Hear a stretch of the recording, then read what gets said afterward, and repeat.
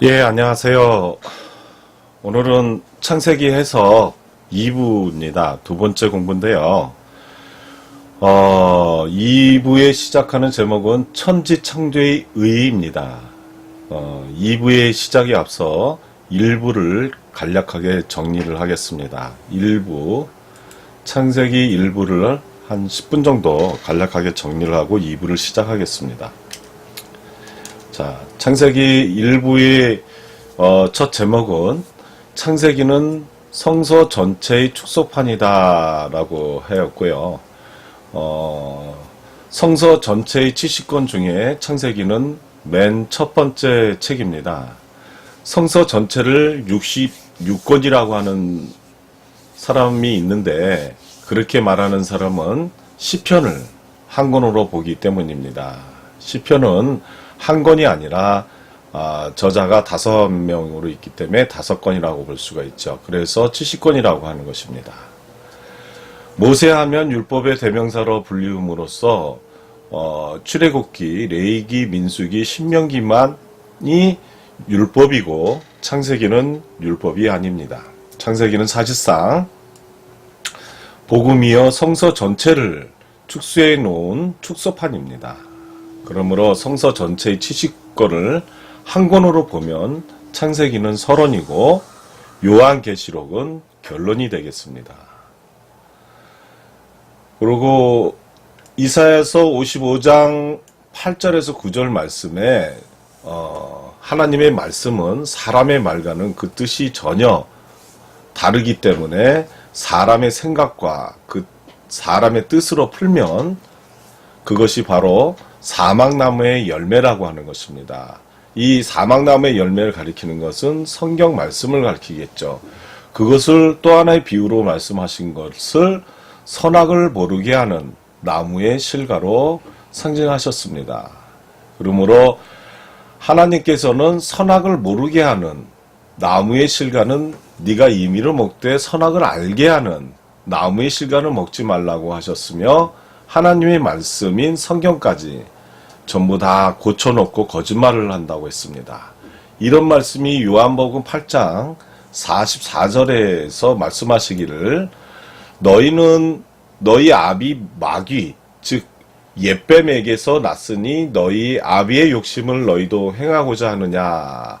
저는 처음부터 살인한 자여 진리가 그 속에 없으므로 참된 편에 서지 못하고 거짓말을 할 때마다 제 것으로 말하나니 이는 저가 거짓말장이요 거짓의 아비가 되었다고 하셨습니다. 이러한 자들을 비밀 암호로 기록해 놓은 성경을 올바로 깨닫고 천국 백성이 된다면 선만 존재하고 죄와 악을 알지 못하는 천국이 어떻게 되겠습니까? 그러므로 성경은 하나의 비유라는 뜻이고 비밀 암호라는 말씀을 가지고 있습니다. 이 성경 말씀을 광명의 천사들을 가장한 그런 귀신, 그 신학자들이 말씀의 참뜻인 하나님의 그 씨앗을 나락만 다 까먹고 껍데기만 남겨놓은 것입니다. 그래서 오늘날 각 교파마다 제각기 자기들의 교리에 맞게끔 성경을 변질시켜서 엉망진창으로 번역해 놓았습니다. 이게 오늘날 기독교의 현실입니다. 두 번째 주제를 보시게 되면은 태초의 용어의 의미를 공부했습니다. 태초라는 원어를 히브리어로 성경에는 보시게 된다면은 창세기라 하지 않고 이 책의 명칭을 히브리어로 세페르 마세 베레시트라고 하였는데요. 이 뜻이 뭐냐 하면 태초, 즉 레시트께서 하신 일들이라는 뜻입니다. 이 책의 이름이 70인역이라고 하는 헬라어 성경에서부터 창세기 책으로 제네세우스로 바뀌어진 것입니다. 그래서 창세기라는 말은 이 세상 나라를 창건한 기록이라고 하는 말인데 태초, 곧 레시티, 하나님은 이 세상 나라를 창건하신 분이 아니고 우주와 그 안에 천지 만물을 창조하신 창조주 하나님이십니다. 히브리서 1장에 보시면은 우리의 믿음의 선조들로부로 그 말씀이 어떻게 전달됐냐면은 여러 부분과 여러 모양으로 우리 조상들에게 말씀하신 하나님이 이 모든 날 마지막에 아들로 우리에게 말씀하셨습니다. 그분은 아무데도 매이지 않으신 분입니다. 그리고 시공간을 또 초월하신 분이므로 여호와 하나님이시고 만유를 지으신 창조주 하나님이십니다. 미가에서 5장 2절 말씀에 보시면은 그의 근본은 상고의 태천이라고 했습니다. 그 근본이라는 건 누구를 말씀하시냐 하면은 미가에서는 예언서이기 때문에 예수 그리스도를 상징적으로 나타나고 근본임을 말하고 있는 것입니다. 그래서 요한복음 1장 1절 말씀에 보시면은 태초에 말씀이 계시니라, 이 말씀이 하나님과 함께 계셨으니 이 말씀이 곧 하나님이라고 하셨습니다. 즉 간단하게 말씀을 드리면 말씀이 우리와 동행을 한다고 하면은 하나님과 함께 계시다는 것입니다. 내 심령 안에요. 이 말씀에 심령 안에 계심으로 인해서 이 말씀을 보았고 느꼈을 때의 심정들을 말하는 건데요. 요한일서 1장에 보시면은 태초부터 있는 생명의 말씀에 관하여 우리가 들은 바요, 눈으로 본 바요, 주목하고 우리 손으로 만진 바라. 이 생명이 나타내신 바 된지라. 이 영원한 생명을 우리가 보았고 증거하여 너희에게 전하노니 이는 아버지와 함께 계시다가 우리에게 나타나신 바 된지라. 어디에 나타나셨습니까? 우리 마음, 심령에 나타났다는 말씀입니다. 그래서 그러니까 이 두 분이신 아버지와 아들 같은 능력의 말씀으로 만물을 붙드시며 라고 했는데, 이 만물은 모두 믿는 사람들을 상징적으로 예시해 주는 것입니다. 그러므로 그 높은 곳에 계신 유엄 우편에 앉으셨느니라고 한 말은 태초 하나님 편에 계시다는 말씀입니다. 하나님께서 자기의 형상대로 만드신 사람에게는 짐승의 육체를 입혀서 짐승의 우리간에 이 지구성에 보내신 그 사람, 즉 아담이 후에 그 모습으로 다시 오실 것을 예시해 주시는, 누구로 오셨습니까? 예수 그리스도로 오셨죠. 그러면 첫째 아담으로 오셨고 둘째 아담으로 오셨다는 말씀들이 있는데요. 성경에 그것을 알파와 오메가라는 것을 모르기 때문에 많은 사람들은 이 아담을 범죄자로만 보고 성경을 그렇게 번역한 것입니다. 빌립보서 2장 5절에 보시면은 이런 마음의 심령을 우리 마음 안에다가 품으라고 말씀하셨습니다. 그 마음은 그리스도 예수의 마음이니 그는 근본 하나님의 본체니라고 하셨습니다. 그래서 그분은 알파와 오메가요, 처음과 나중이요, 시작과 끝이 되는 것입니다. 첫째 아담으로 오신 분이 처음이요, 나중 예수 그리스도로 오신 분이 나중입니다. 그래서 처음과 끝이 같이 되는 거죠. 그래서 나는 알파요 오메가요, 처음과 나중이라. 내가 생명수 생물로 목마른 자에게 값없이 주리니라고 계시록 21장 6절에 이런 말씀을 하셨고, 이런 분들이 다 같은 하나의 존재라는 뜻입니다. 그래서 계시록 22장 13절에 보시면 나는 알파요 오메가요, 처음과 나중이요, 시작과 끝이라고 하신 것입니다. 또 로마서 1장 20절에 보시면은 창세로부터라고 했습니다. 근데 여기 창세가 아닌 태초로부터 해야겠죠. 태초로부터 그의 보이시지 아니하는 것들, 곧 그의 영원하신 능력과 신성이 그 만드신 만물에 분명히 보여 알게 되나니 그러므로 저희가 핑계치 못할지니라고 했습니다. 그이 보이지 아니한 것들은 영의 세계는 보이지 않는 것입니다. 그렇기 때문에 우리에게 오시는 것은 우리 심령 안에, 마음 안에 오시는 것입니다. 근데 그 마음 상태가 어떤 상태냐라는 것이 참 중요하겠죠. 그러므로 태초께서 하신 일들이라는 책의 명칭을 창세기라는 명칭으로 고친 것이 옳다고 핑계치 못하리라는 말씀입니다.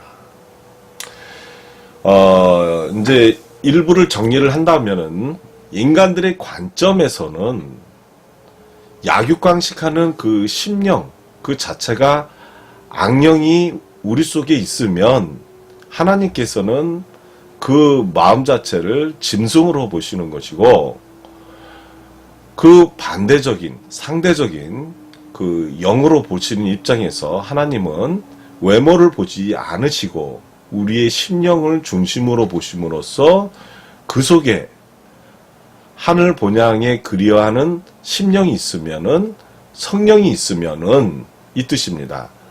즉 본인이 하나님께서 사람을 만드셨기 때문에 그 성령을 보시고 사람이라고 칭하신 것입니다.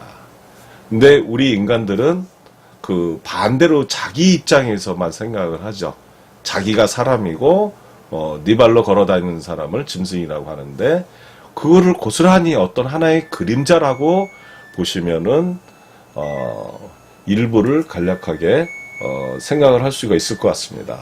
이것으로 창세기 해서 일부를 마치겠습니다. 그러면 오늘 공부할 천지 창조의 의의에 대해서 두 번째 공부를 시작하겠습니다. 창세기 1장 1절에서 2절 말씀입니다. 태초에 하나님이 천지를 창조하시니라.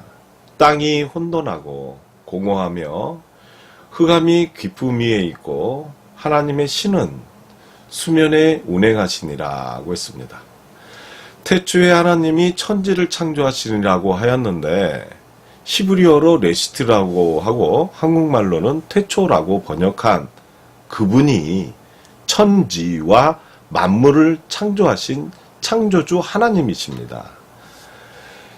그러니까 창세기 1장 1절부터 2장 3절까지는 문자적인 실제의 천지 창조를 요약해서 기록한 실제 천지 창조의 역사서인 동시에 사람과 짐승들이 혼돈하고 뒤섞여 있고 진리가 공허한 텅 비어 있는 그들을 원상대로 갈라놓는 신앙교육의 교육과정과 교육돼 가는 신앙의 상태를 요약해서 말해주는 것이므로 창세기 1장 1절부터 2장 3절까지는 성서 전체의 축소판이고 서론입니다.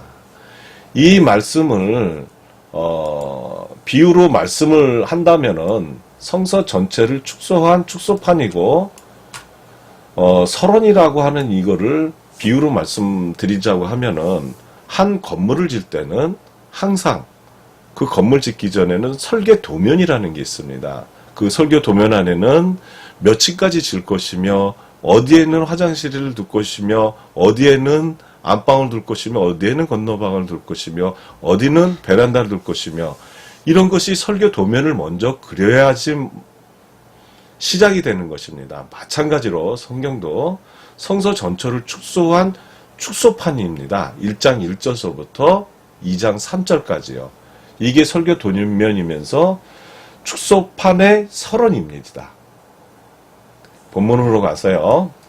그러니까 하나님께서는 1장에서는 약설한 것 같이 천지 만물을 창조하시고 나서 천년간 안식하신 후에 창조하신 것을 살펴보시니까 하나님의 형상대로 만들어 놓으신 사람, 아담이 짐승 중에 가장 간사하고 교만한 뱀의 형상인 육체를 입고 뱀들과 뒤섞여 살면서 많은 특기를 생육하고 번성케 함으로써 사람, 아담의 마음인 성령과 짐승의 마음의 악령이 섞여서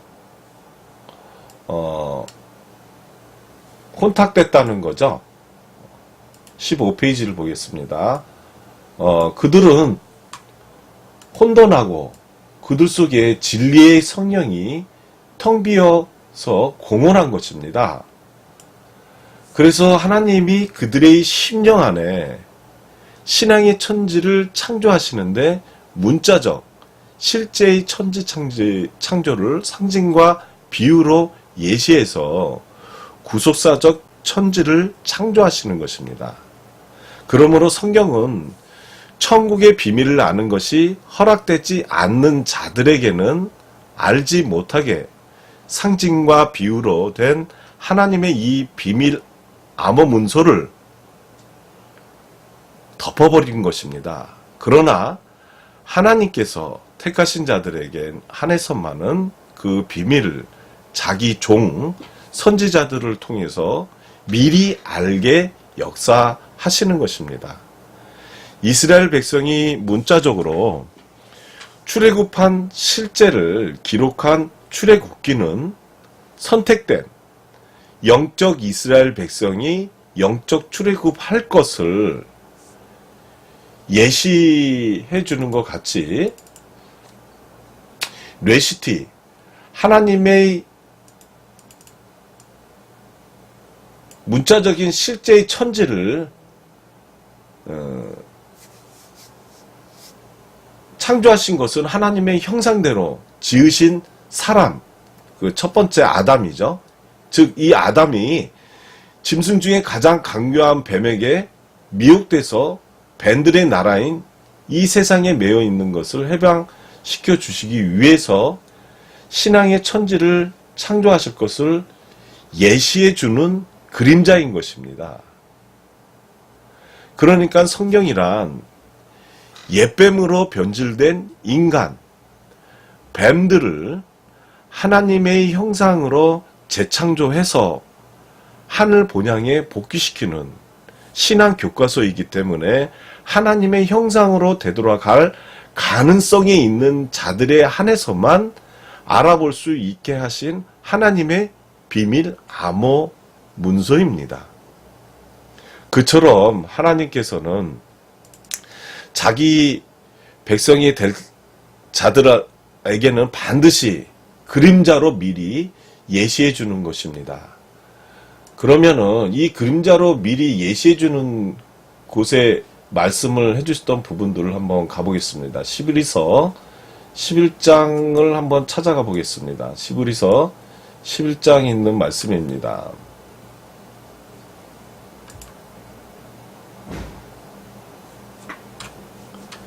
시브리서 11장 말씀을 보시면은 믿음은 바라는 것들의 실상이요 보지 못하는 것들의 증거니라고 했습니다. 이게 신앙의 정의입니다. 그래서 그림자로 보여주는 것이 그분의 심령을 우리한테 보여줄 수 있는 그 자체를 말씀하시는 것입니다. 그래서 믿음은 바라는 것들의 실상이요 보지 못하는 것들의 증거라고 하신 것입니다. 그래서 그림자로 미리 예시해 준다고 했습니다. 그러면 이 말씀을 예언서의 말씀인 이사야서 46장 9절에서 10절에서는 어떻게 말씀하셨나 보겠습니다. 너희는 옛적 일을 기억하라. 나는 하나님이라. 나 외에 다른 이가 없느니라. 나는 하나님이라. 나 같은 이가 없느니라. 내가 종말을 처음부터 고하며 아직 이루지 아니한 일을 옛적부터 보이고 이르기를 나의 모략이 설 것이니 내가 나의 모든 기뻐하는 것을 이루리라 하였노라 하고 했습니다. 여기 위에 본문에 나 외에 다른 이가 없느니라 나는 하나님이라고 하신 이 분이 누구인가요? 요한계시록 22장 13절 말씀에 나는 알파와 오메가요 처음과 나중이요 시작과 끝이라고 하신 그분이십니다.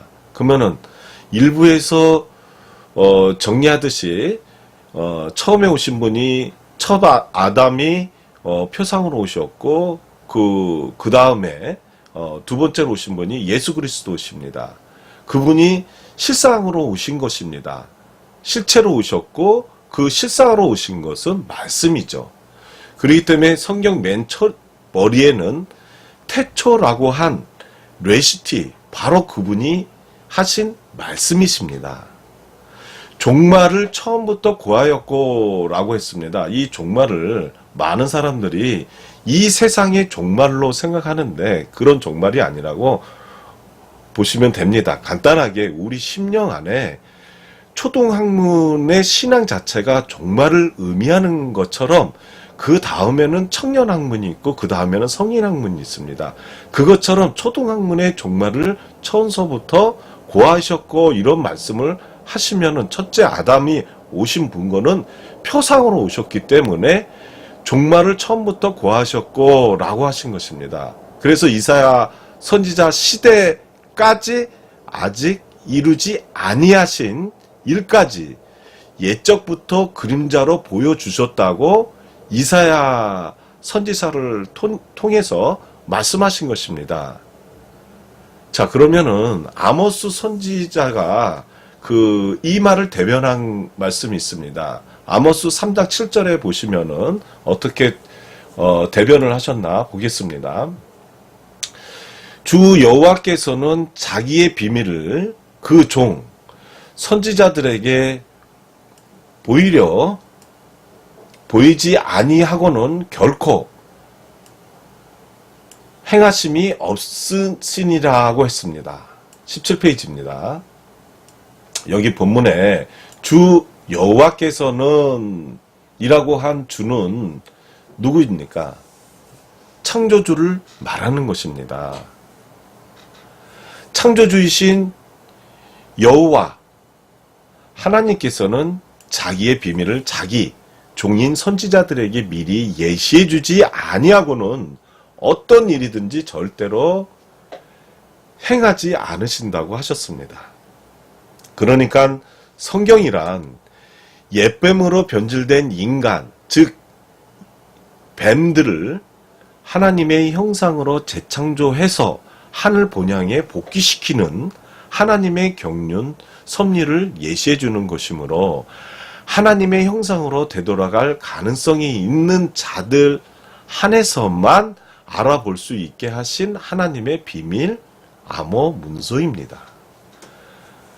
그러므로 하나님의 말씀인 성경을 아무리 많이 읽고 연구를 한다고 해서 그 속에 감춰진 놓으신 비밀 암호를 하나님께서 가르쳐주는 것은 아닙니다. 그 비밀 암호를 가르쳐주는 것은 하나님의 그 계통, 즉 맥을 통하지 않고서는 자기 스스로 이 말씀을 깨달을 수 있는 것은 아닙니다. 계통이 없이 자기가 직접 하나님의 계시를 받았다고 하는 사람은 육체를 입고 세상 말을 하는 겁니다. 세상, 이 육적인 말을 가지고 육안으로 보는 거짓말을 하는 것입니다. 그 거짓말을 한다는 그 자체는 하나님 말씀을 가지고 포장을 하는 그 자체가 거짓말을 한다는 것입니다. 그러므로 마태복음 11장 27절 말씀에 내 아버지께서 모든 것을 내게 주셨으니 아버지 외에는 아들을 아는 자가 없고 아들과 또 아들의 소원대로 계시를 받는 자 외에는 아버지를 아는 자가 없느니라고 하셨습니다. 그러면 18페이지로 보겠습니다. 아들과 또 아들의 아들 된 자가 자기의 또 영적 아들 된 자에게 계시를 주도록 하나님께 소원을 올려서 그 소원대로 계시를 받지 않고는 사실 하나님이 어떤 분인지 이 육의 눈, 육안으로만 가지고는 하나님을 보지도 못할 뿐 아니라 말로만 하나님 아버지, 아버지 하나님 하고 외치지만 엿새 동안 우주 만물을 창조하시고 일곱째 날에 안식하셨다는 그 하나님을 정확하게 아는 사람이 과연 몇 사람이나 있겠습니까? 이런 것을 가지고 예를 들어 보자고 한다면 현실적으로요. 오늘날 우리나라에서 신천지라고 하는 그 교단이 만들어져서 하나님의 인간에 갖고 있는 창조적인 거에 대한 6천년 역사를 얘기를 하더라고요. 그것도 있겠지만 하나님은 심령의 구성 역사서로 오신 것입니다. 그게 6천년의 기준으로 갖고 오시는 부분들이 7천년으로 이루어졌다는 것을 모르고 있는 것입니다. 그래서 하나님은 문자적으로 일곱째 날까지 만드신 것입니다. 그러므로 하나님께 소원을 올려도 계시를 꼭 주신다는 보장이 없는데 하나님께 직접 소원을 올릴 수 있는 채널도 없이 어떻게 소원을 올리겠습니까? 첫째로 이 땅에서는 나의 영적 사부로 관계를 맺고 있는 그 사부가 이 땅에서 계시를 받고 나를 가르치다가 육체를 벗고 영계에 가서 하나님께 나에 대한 소원을 올려서 계시의 채널을 그 사부가 받아서 수시로 나에게 계시를 주시는 것입니다. 이런 계통을 통하지 않고는 결코 계시를 받을 수 없게 되어 있습니다. 여기 쓴 글도 저를 이 말씀을 가르쳐 주신 분의 사부님도 연세가 104세까지 야곱처럼 그렇게 오래 사시다가 현실적으로 보면 오래 사셨죠. 그러고 나서 돌아가셨습니다. 결코 이 계통을 이어서 계시를 받았냐? 저는 계시 받았지는 않았습니다. 단지 그분의 맥을 이어가기 위해서 이 말씀이 하나님의 말씀이기 때문에 세상 사람들한테 욕바지가 되든 한이 있더라도 이 말씀이 하나님의 말씀이기 때문에 저 또한 사부님의 뒤를 이어받아서 사제관계를 맺고자 하는 것입니다. 저가 눈을 감았었을 때 사제관계가 이루어지는 거겠죠. 자, 본문으로 와서요. 그러나 그 사부와의 사제관계가 풀리지 않고 계속 맺어져 있어야 되는 것입니다. 마태복음 18장 18절 말씀을 보겠습니다. 진실로 진실로 너희 이르노니 무엇이든지 너희가 땅에서 매면 하늘에서도 매일 것이요 무엇이든지 땅에서 풀면 하늘에서도 풀리리라고 하셨습니다. 19페이지입니다. 땅에서 매면 하늘에서도 매일 것이요 땅에서 풀면 하늘에서도 풀리리라고 하셨습니다. 우리의 심령이 그 사부와 사제 간의 그 관계가 그 맥을 가지고 있어야 된다는 것입니다. 나의 사부가 육체를 벗고 하늘나라에 가 있을 때까지 나와 사제 관계가 끊어지지 않고 계속 맺어져 있으면 하늘나라에서도 나를 하늘나라의 백성으로 인정할 것이고 땅에서 맺은 사제 관계가 끊어지면 하늘나라에서도 나를 하늘나라 백성으로 받아주지 않는다는 것입니다. 그러니까 하늘나라의 계통인 겐족속을 연접해서 여기 겐족속은 멜기세덱의 반찬의 호입니다. 성경을 깊게 파악하시면은 멜기세덱의 반차의 그 호를 가진 자가 겐족속으로 나옵니다. 이 겐족속을 연접해서 그 계통의 지도를 받아야 할 하나님의 암호 비밀 문서인 성경을 깨달을 수 있고 천국에 갈 수 있는 것입니다. 그러면은 이 말씀을 신약에서 증명할 수 있는 사도행전 8장 말씀을 보겠습니다. 26절에서 31절 말씀입니다.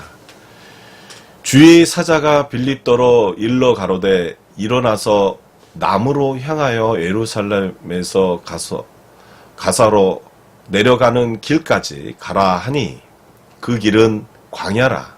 일어나 가서 보니 에디오피아 사람 곧 에디오피아 여왕 간단계의 모든 국고를 맡은 큰 권세가 있는 내시가 예배하러 예루살렘에 왔다가 돌아가는데 병거를 타고 선지자 이사야의 글을 읽었더라.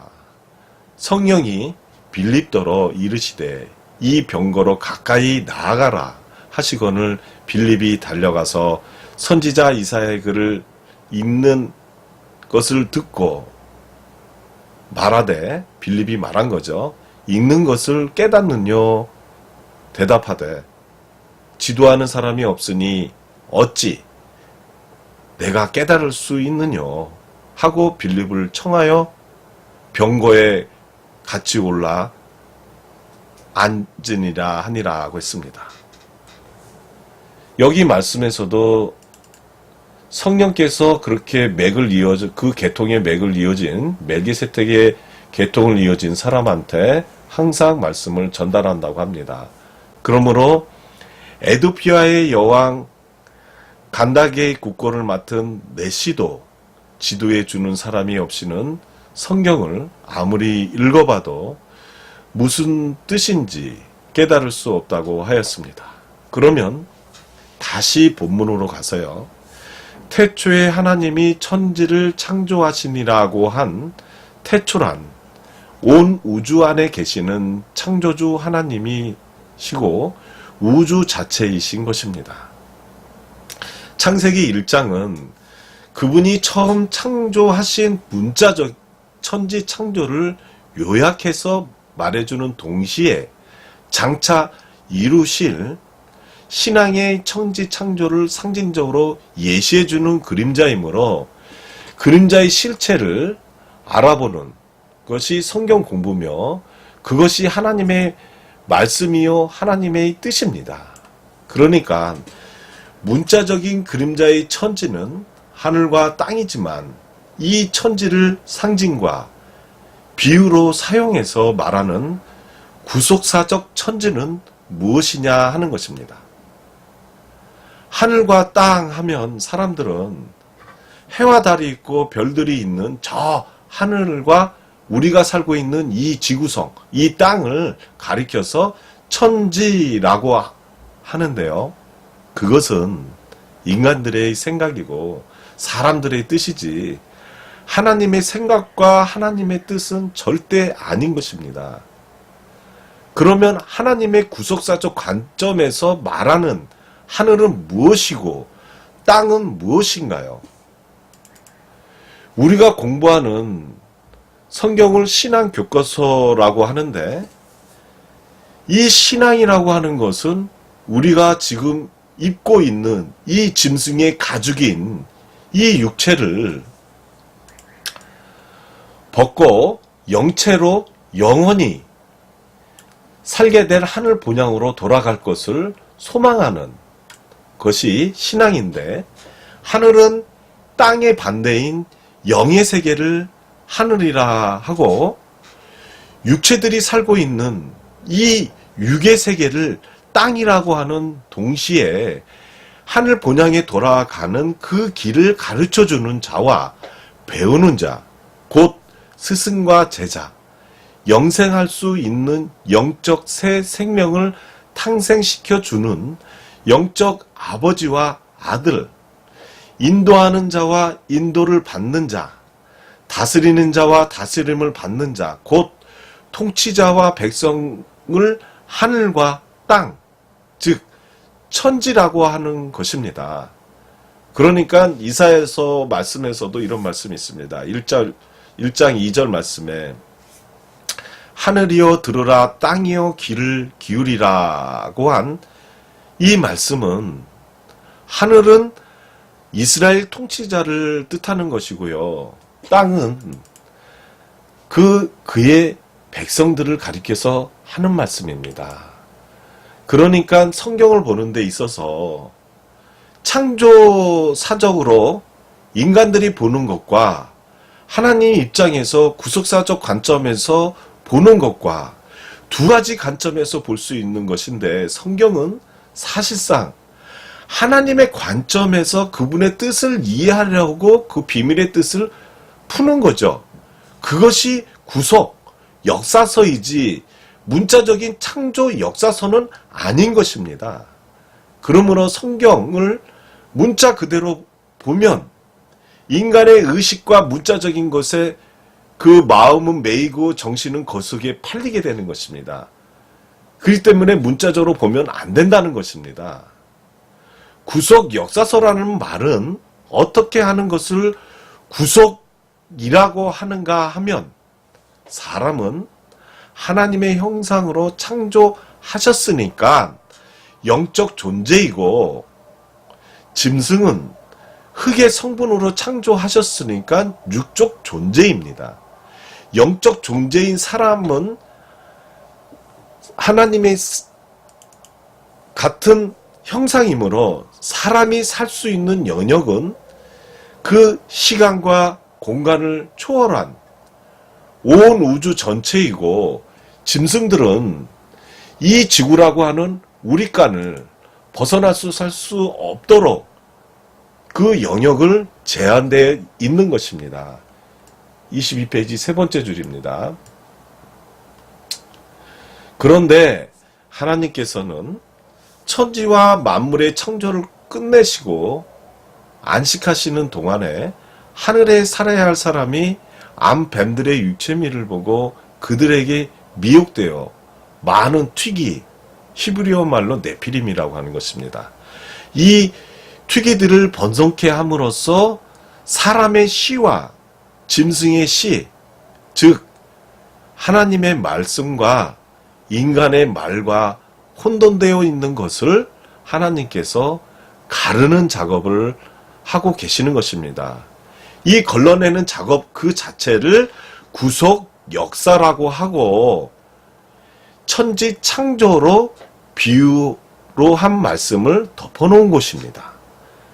그러므로 모든 성경은 세상 나라의 백성을 교육하라고 주신 책이 아니라 천국의 시민권을 얻고자 하는 그 사람들의 소망 속에 하늘나라의 백성이 될 교육을 하기 위해서 주신 신앙 교과서입니다. 윌리엄 틴텔 번역으로 디모데 후서를 3장을 보겠는데요. 여기에 윌리엄 틴텔 역은 저희 선지자들의 조상입니다. 윌리엄 틴텔 이분은 언제 나오셨냐면은 마틴 루터가 나올 당시에 윌리엄 틴텔 분이 나오신 것입니다. 마틴 루터는 천주교가 잘못됐다고 하면서 기독교를 만든 자입니다. 또 하나의 종교를 만든 거죠. 그런데 실질적으로 하나님은 종교를 만들라고 하지는 않았습니다. 그 윌리엄 틴텔의 반대파에 있는 분이 실질적으로 마틴 루터입니다. 그래서 윌리엄 틴텔 번역으로 한번 디모데 후서 3장 16절에서 17절 말씀의 성경으로 보겠습니다. 모든 성경은 하나님의 감동으로 된 것으로 때로는 책망과 사랑의 매로 징계하셔서 의로 교육하기에 유익한 책일진데 온 회중이 알아둘 것은 이 세상 나라를 백성을 교육하라고 주신 것이 아니고 하늘나라 백성으로 교육하기 위하여 주신 것이라고 했습니다. 그러면 우리가 디모데후서를 한번 찾아가 보겠습니다. 그 마틴 루터로 통해서 많은 종파들이 나왔는데요. 디모데후서를 마틴 루터가 쓴 글들을 한번 찾아보겠습니다. 3장 있죠? 3장 잠깐만요. 아까 3장 16절에서 17절 말씀을 했습니다. 3장 16절에서 17절 말씀이었습니다. 모든 성경은 하나님의 감동으로 된 것으로 교훈과 책망과 바르게 함과 의로 교육하기 위함이니. 자, 여기서 보십시오. 인간이 만들어 놓는 세상의 기준으로 말씀을 했죠. 그리고 17절에 이는 하나님의 사람으로 온전케 하며 모든 선한 일을 행하기에 온전케 하려 함이니라고 했습니다. 이 말씀들은 어느 초등학교, 유치원생, 중학생도 이 뜻을 이해를 합니다. 하나님 말씀은 비밀이기 때문에 그 비밀의 말씀을 숨겨놨습니다.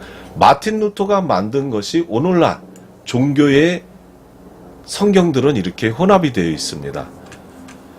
저희 사부님께서 물려주셨던 윌리엄 틴텔의 이 성경으로 보자고 하면 다시 한번 읽겠습니다. 모든 성경은 하나님의 감동으로 된 것으로 때로는 책망과 사랑의 매로 징계하셔서 의로 교육하기 유익한 책일진데 온 회중이 알아둘 것은 이 세상 나라의 백성을 교육하라고 주신 것이 아니고 하늘나라 백성으로 교육하기 위해서 주신 것이라고 했습니다. 성경은 이 세상 나라의 백성을 교육하기 위해 주신 책이 아니라고 하셨습니다. 문자적으로 보면 다말이라는 여인을 우리가 한번 생각해 보겠습니다. 창세기 38장이 나오는데요. 이 여인이 창녀로 가장하고 자기의 시아버지와 어떻게 했습니까? 성관계를 해서 쌍둥이 베레스와 셀라를 낳았습니다. 또 롯의 두 딸은 자기 아버지를 술에 취하게 하고 그 관계를 해서 낳은 후손들이 모두 예수님의 조상으로 그 족보에 올라와 있습니다.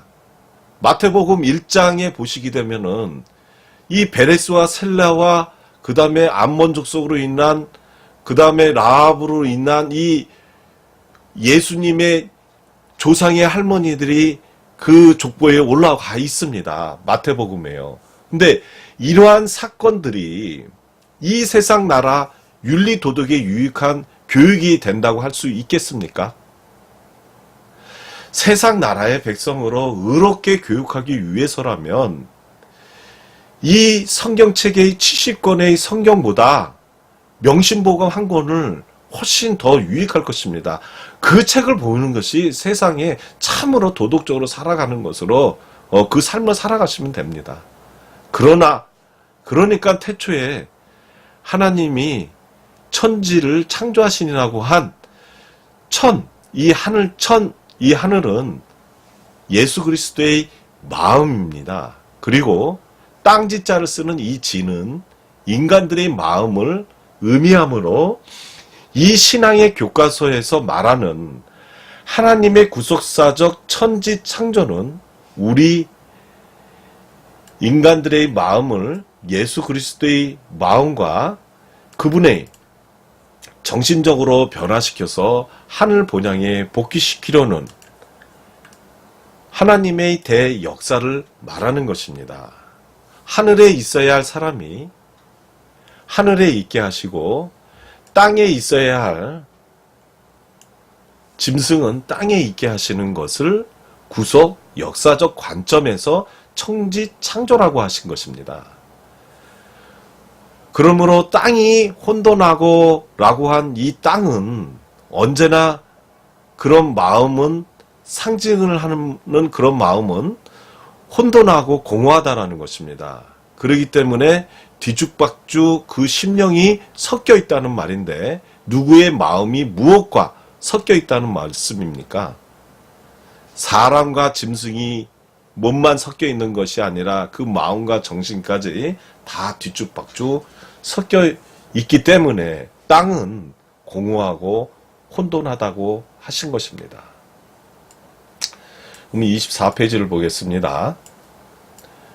24페이지에 보시면 사람의 마음속에는 하늘이 내 본향이라는 생각을 가지고 있어야 되고 짐승들은 자기가 이 땅의 주인이라는 마음을 가지고 있음으로써 사람들의 마음과 짐승들의 마음이 갈라져 있어야 되는 것인데 사람들이 몸까지 옛뱀의 육체를 입고 약육강식하는 짐승들의 마음과 혼돈함으로써 그 마음 속에 있어야 할 하늘 본향 정신이 공허하고 텅 빈 상태를 말하는 것입니다. 이렇게 봐야 하나님 입장에서 하나님의 뜻을 알 수가 있는 것입니다. 나그네 정신의 상대적인 주인 정신이므로 사람이라면 이 땅에 있는 동안 나그네 정신으로 살아야 사람이지, 짐승들이 우리간으로 만들어 놓으신 이 지구성에서 주인 행사를 한다면 짐승이지 사람이라고 할 수 없는 것입니다. 이 짐승들은 어떠합니까? 내 집 사고 시집 가고 장가 가고 내 집 마련하고 아들 자식 다 낳고, 이게 다 소유하는 것입니까? 막말로 전세 살다 가는 겁니다. 그러면은 그는 인간들의 사정이지 하나님의 사정은 아니지 않습니까? 신앙이 무엇인지 아무것도 모르고 캄캄한 그 흑암 속에 있는 짐승이 된 이 인간에게 갑자기 하나님의 말씀인 태양 같은 강한 밝은 빛으로 영적 복음의 차원의 빛을 비추어 준들 받아들이지 못할 것입니다. 북극에 사는 사람이 남극에 살다가 여행 가서 다시 데려와갖고 남극이 이렇다고 한다 그러면 북극 사람들은 안 믿습니다. 마찬가지입니다. 하나님의 형상으로 되돌아갈 사람과 영원히 뱀의 후손이 될 자를 갈라내는 것이 신앙 교육인데, 이 교육의 첫째 날에는 초보적인, 즉 초등학문적인 첫 단계의 빛을 비추어줘야 되는 것입니다. 실질적으로 초등학교한테 소주 먹으라고 술 먹으라고 하면 그 술이 맛을 알겠습니까? 그나마 그래도 대학을 정도 못하더라도 고등학교 정도 들어가고 나서 성인이 될 정도로 가면 술이라도 훔쳐먹고 술 맛을 아는 거죠. 근데 그런 빛이란 신앙교육의 교사 역할을 빛이라고 하는 건데요. 초보적인 유치원들에게 주시는 이 빛은 단번에 너무 밝고 차원 높은 큰 빛을 비추어 주어서는 안 됩니다. 그 빛이 깊이 잠든 아담 부부를 첫째 날에 그 빛으로 보내신 것입니다. 그러니까 첫째 날의 빛은 율법의 빛이기 때문에, 율법의 빛은 25페이지입니다. 영적인 진리 말씀 밖에 있는 빛입니다. 자, 이것으로 창세기 해석 2부에서 말씀하시는 그 일본 천지 창조의 의의에 대해서 공부를 했고요. 두 번째는 이 빛이, 이 강한 이 복음의 빛이 어떻게 됐냐, 수중에 있는 것이냐 수면에 있는 것이냐라고 하면서 두 번째 주제를 가지고 하나님이 신이 수면에 운행하신다는 말을 가지고 공부를 하겠습니다. 물은 하나님의 말씀입니다.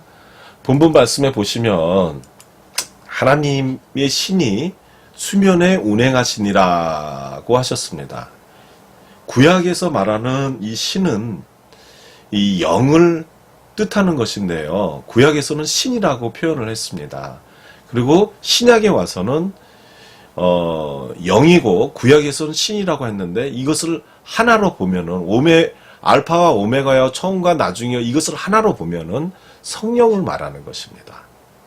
그러니까 성령이 수면에 운행하시니라는 그 말이 되는데, 수면은 무엇입니까?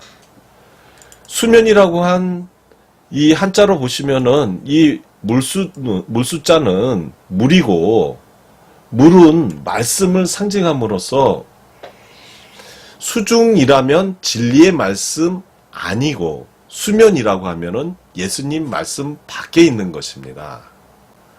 그래서 요한복음 1장 17절에 율법은 모세로 말미암아 주신 것이요 은혜와 진리는 예수 그리스도로 말미암아 온 것이라고 했습니다.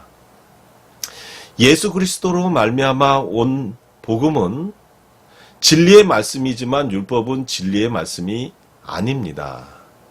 그러니까 진리의 말씀은 수중이고 율법은 수면입니다.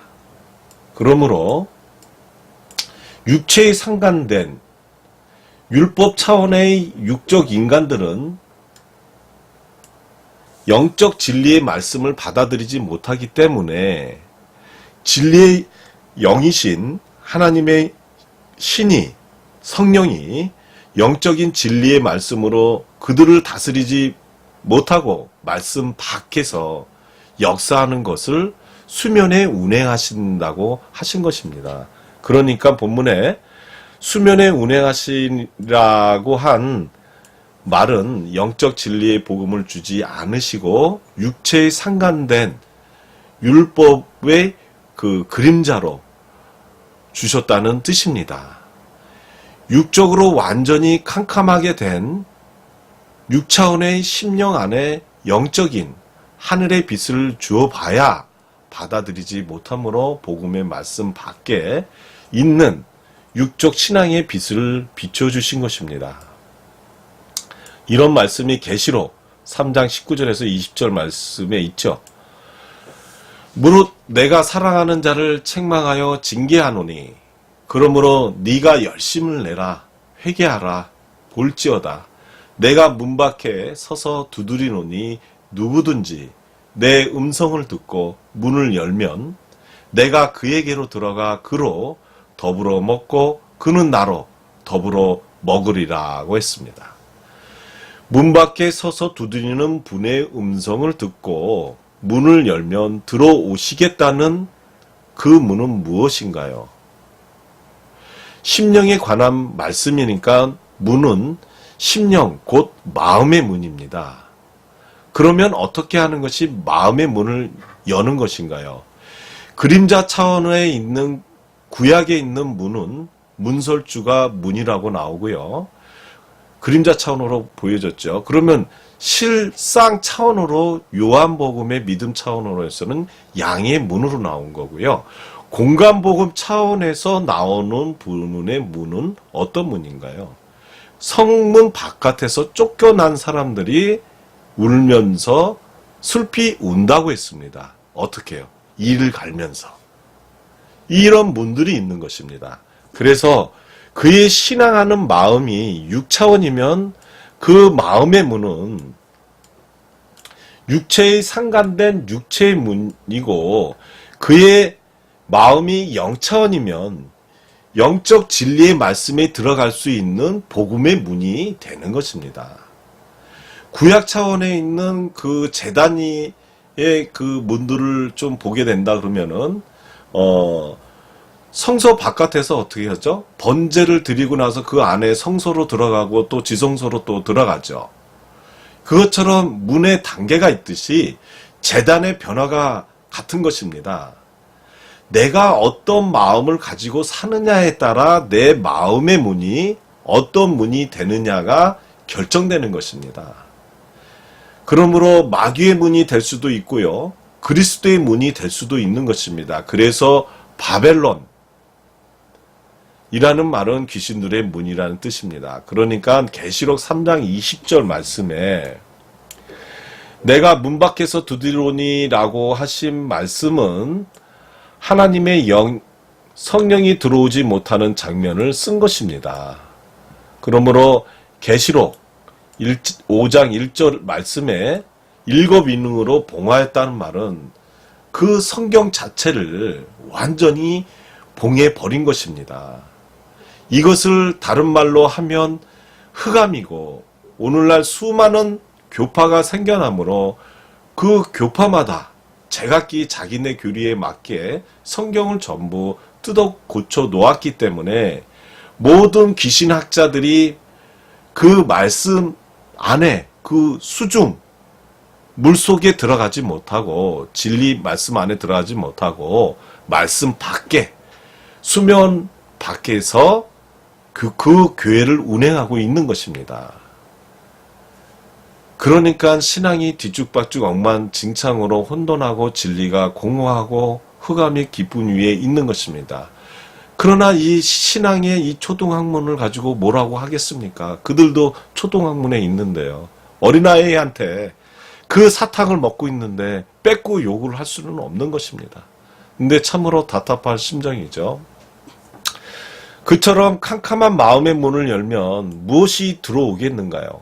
그 안에 빛이 들어오는데 그 빛을 받아들이는 마음도 있고 28페이지입니다. 받아들이지 않는 마음이 있는 것입니다. 누구든지 내 음성을 듣고 라고 했습니다. 음성을 듣는다는 말은 말씀의 영적 뜻을 깨닫고 예수 그리스도의 영, 곧 나그네 정신으로 살며 우리 심령 안에 그리스도가 들어오신다는 말씀입니다. 우리 심령 안에 그리스도가 들어오시면 우리의 육신은 구원의 사자인 예수가 되고 우리의 심령은 그리스도가 되는 것입니다. 그러므로 창세기 1장 2절에 하나님이 신이 수면에 운행하시니라는 그런 말씀은 심령 안에 들어오시지 못하고 그 바깥에서 문을 두드리고 계신다는 뜻입니다. 지금도 하나님께서는 우리 바깥에서 수면에서 문을 두들기고 계신다는 것을 알고 계셔야 됩니다. 이 수면이라는 말은 물속이라는 말의 반대말인데 물은 하나님의 말씀입니다. 우리의 심령 안에 말씀이 충만해 있다면 하나님의 신이 수중 그 물속에 운행하실 것인데 말씀이 없으므로 수면 말씀밖에 운행하시는 것입니다. 하나님의 말씀이 이렇게 메말라 있다는 오늘날의 현실입니다. 그러므로 흑암이 깊은 위에 있다는 말은 완전히 흑암으로 덮여 있다는 말씀입니다. 진리의 말씀이 전혀 없다는 말입니다. 그렇다면 이 흑암을 벗겨내면 무엇이 나올까요? 말씀의 빛이 나오는 것입니다. 다시 정리를 해보면 하나님의 형상이었던 사람의 뱀의 형상으로 변질된 그의 후손들이 오늘날 이 지구상에 있는 모든 육적 인간들입니다. 하나님의 형상대로 창조된 사람이 언제 뱀의 형상으로 변질되었는가 하면 하나님께서 천지와 만물의 창조를 다 하시고 안식하시는 동안에 그렇게 된 것입니다. 그러므로 하나님께서 일곱째 날이 이를 때로 축소해서 보여주신 6001년이 될 때에 천지와 만물을 창조를 맞추시고 안식에 들어간 것 같이 또한 하나님께서는 구속 역사 7000년을 걸쳐 각급 차원의 신앙심, 곧 신앙의 경지를 창조하시는 것입니다. 높아심으로 오늘날 그 신천지라고 하는 사람들은 6000년 전을 인간이 만드는 창조 역사로 보시는 것이고요. 즉 하나님은 이 7000년을 거쳐 각급 차원으로 구속 역사서로 우리의 신앙심을 신앙 경지로 거듭나게 창조하시는 것입니다. 이런 말씀이 어디 계시냐 하면은 베드로 후서에 있죠. 1000년이 하루 같고 하루가 1000년이 같다는 그 말씀이 있습니다. 그 말씀을 한번 보겠습니다. 사랑하는 자들아 주께는 하루가 1000년 같고 1000년이 하루 같은 이 한 가지를 잊지 말라고 하셨습니다. 오늘 이것으로 창세기에서 2부를 마치고요. 다음 시간에는 제3부에서는 각급 차원의 신앙 창조 7000년을 7일로 축소해서 예시하셨다고 공부를 하겠습니다. 그러면 창세기 해석 2부를 마치겠습니다. 감사합니다.